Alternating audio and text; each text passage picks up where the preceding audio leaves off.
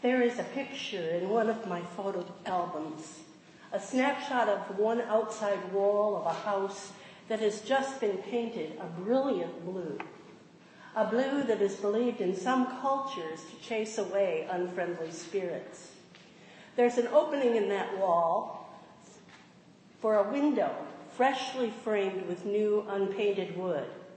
And through that window, you can see in the shadows the figure of a woman. Her hair is covered by a kerchief, and she wears a brown sweater with a faded argyle pattern. She hangs back a bit, shy about facing the camera. If we could see through her eyes, looking out through that window, we would see a broad expanse of uncut field, overgrown with grasses, weeds, and wildflowers. The grass nearest the house is trampled down by the feet of many children. There are 16 there today, ranging in age from about 18 months to 12 years. These are her grandchildren, grands, she calls them, and she watches over them during this spring break. Their parents are off at work at their minimum wage jobs as home health aides, housekeepers, maintenance workers, or day laborers in the local shrimp factory. She would see the dirt tracks winding back to the house from the unpaved road, the rusted out shell of an abandoned car parked near her front door, and untidy mounds of trash tossed in the side and the backyards, cans and bottles, remnants of old appliances and furniture. There is no provision here for trash collection or recycling inland on the island where the poorest of the poor live. None of the services you would find in the more upscale beach areas. She would also see the 2 newer model vans from which spilled ladders, painting supplies, lumber, and assorted tools. And she would see our group of mission campers, children, teens, and adults, measuring, sawing, and scraping, or tumbling around the front yard with her grands. Her house is our project. It's not unlike other houses on that island off the coast of Charleston, South Carolina. It's a small, square, wooden structure perched on stilts made of cinder blocks. It has a rolled roof with a stovepipe protruding at one end. There are just 4 rooms, no closets, no bathroom, no running water inside, just a well with an electric pump in the backyard. There is electricity and bottled gas.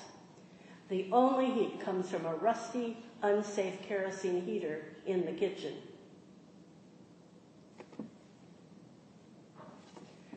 Our tasks are to scrape and paint the outside of the house, paint the interior walls, and rebuild and add handrails to the steps, both to the front and to the back doors. And if there is time, to see if there's anything that can be done to the kitchen floor. Some in the group who enjoy a construction challenge begin to probe the layers and the layers of cracked linoleum. As they peel it back, they find in places there is nothing underneath. Large expanses of the floor have rotted away, and we look right through to the bare ground below and to the cats, chickens, and other wildlife that have taken up residence beneath the house. The project quickly expands to one of ripping what is left of the floor and rebuilding it. That means unhooking the refrigerator, the gas stove, and the kerosene heater, hauling them to the backyard. By the end of the day, at least a new subfloor must be in place so the appliances can be reconnected. Otherwise, there will be no supper and probably no breakfast in the morning. The woman, her name is Pearl, is quiet, and she looks alarmed when she sees what we're about to do. She has no choice but to trust that we won't tear out the rotten boards and then disappear, leaving her in even worse shape, After all, it wouldn't be the first time she was disappointed by volunteer workers who didn't do a complete or adequate job. But we are as good as our word, and Pearl begins to relax and even smile a little. The photograph in my album is not very good. It's too dark. The contrast is poor. But I keep it there because it represents for me a time of major transformation. A time when I first confronted real poverty and began to understand its impact. Oh, I thought I knew about it before. I'd supported church mission projects. I'd viewed photos and videos that members brought back from trips to India and Latin America. I read the newspapers, watched the news programs and documentaries on television. But there was always a safe distance. If the horror was too much, I could simply turn the page or hit the remote control button. But here I was, face to face with poverty, up close where you could not only see it, but smell it, and even reach out and hold it in the small bodies of the children who reached out their arms to be picked up. It became clear that whatever work we could do in this community, it would not begin to address the enormity or the systemic nature of the problem. Our work was merely a Band-Aid, at best a small ray of light that might provide enough hope for Pearl and her family to keep on. I was overwhelmed by just how very far our world is from the vision of God's realm, where all people are free of poverty, hunger, sorrow, and oppression. This experience with the impoverished and segregated community ignited in me a struggle that remains. It's the struggle of how to live a life of faith in the face of the realities of our society. The struggle with just what the gospel message means and what it calls us to be and to do. It's the question of how to bridge the vast divisions between people.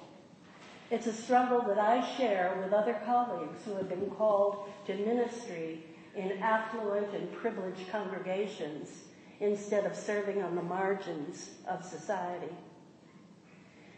These questions and struggles rise anew as I study scripture passages like the one that Linda read to us this morning. Did it make you uncomfortable? It did for me. Blessed are you who are poor, but woe to you who are rich.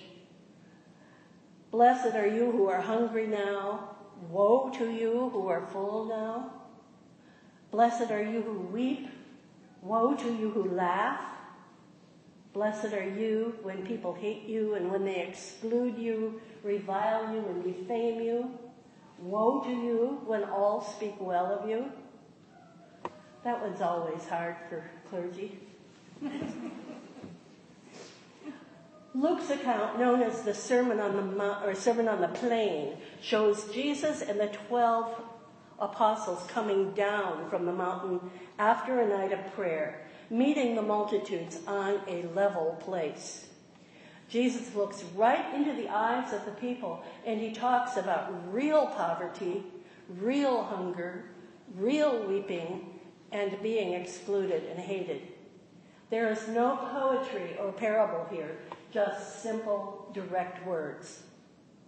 I suspect that most of us are more familiar with the Beatitudes as Matthew recorded them in the Sermon on the Mount. There, Jesus ascends the mountain to teach the disciples. The teachings are more elaborate and more spiritualized. For Matthew, it is not blessed are the poor, but blessed are the poor in spirit. A very different, much less radical message than in Luke.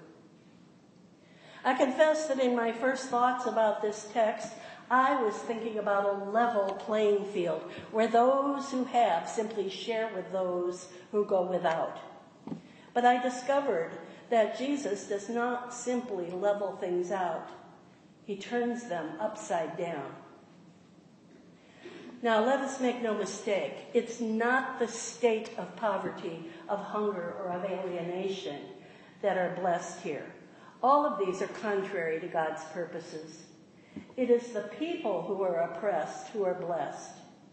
For the promise is that they will be healed and filled.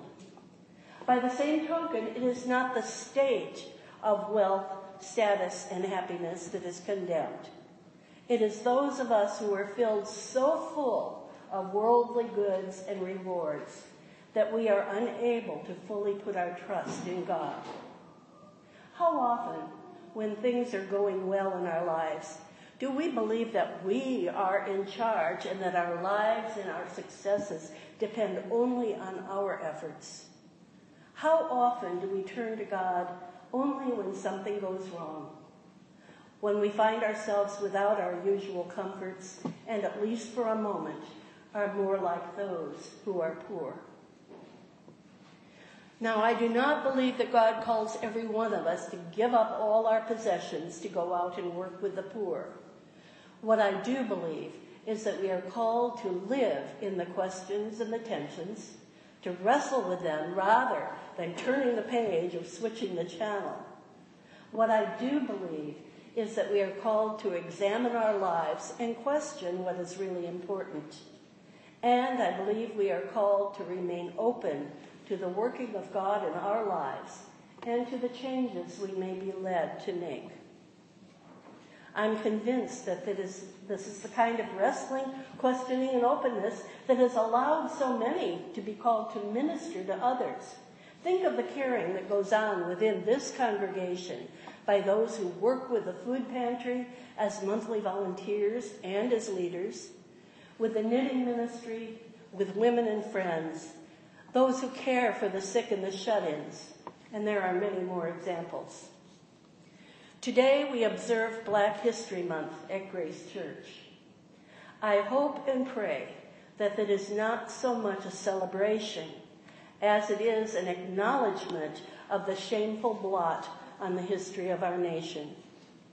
Even as we lift up our African American brothers and sisters, we recognize that the legacy of slavery and of Jim Crow laid a foundation for oppression and injustices that continues into this day. It has left people behind socially, economically, and educationally, despite the gains of the civil rights movement. It seems impossible to dismantle. I hope this day will be a time for us to reflect on how the advantages we were born with, simply because of the color of our skin, have put us in a place of privilege that we take for granted.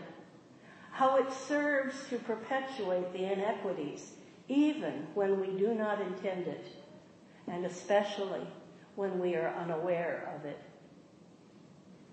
Bishop Curry's 7 practices of the way of love call us to go, cross boundaries, listen deeply, and live like Jesus. The practice of go is described like this. As Jesus went to the highways and byways, he sends us beyond our circles of comfort to witness to the love, justice, and truth of God with our lips and with our lives. We go to listen with humility and to join God in healing a hurting world. We go to become beloved community, a people reconciled in love with God and one another. May this be a day when we attend carefully to the words of the African American national anthem that we traditionally sing at the end of this service. That we do not try to appropriate those struggles for ourselves, but listen deeply. And as we enjoy the soul food waiting for us in the parish house, we consider how truly respecting the dignity of every human being might lead us closer to that upside-down world of Jesus. As the week wore on at Pearl's house, there was a change. It was no longer the rich folk from the north in their shiny vans, there to help those less fortunate. It came closer to what it was meant to be, walking together, relationship. One day, all of the grands who were having a great time playing with the teenagers in our group came running from the fields, their arms filled with wildflowers, which they graciously presented to us. And as Pearl became more comfortable with our presence and began to trust us, she also became more open. She brought to me one morning a portrait of a beautiful young woman in a cap and gown. Then she shared her story of this daughter, her pride and joy, who was killed in an automobile accident not long after her graduation. And we wept together. The last afternoon of the camp, we were painting in one of the bedrooms. It was hot and muggy. We had to keep the door closed because of the construction mess in the adjoining room. If we opened the two windows, which had no screens, the bugs and the biting insects swarmed in. We were soaked with sweat and very miserable. To pass the time, we began to sing as we rolled the paint onto the walls. We sang familiar hymns and church camp songs. It was probably terribly off-key with forgotten words and mixed up verses. But after a little while, the door slowly swung open.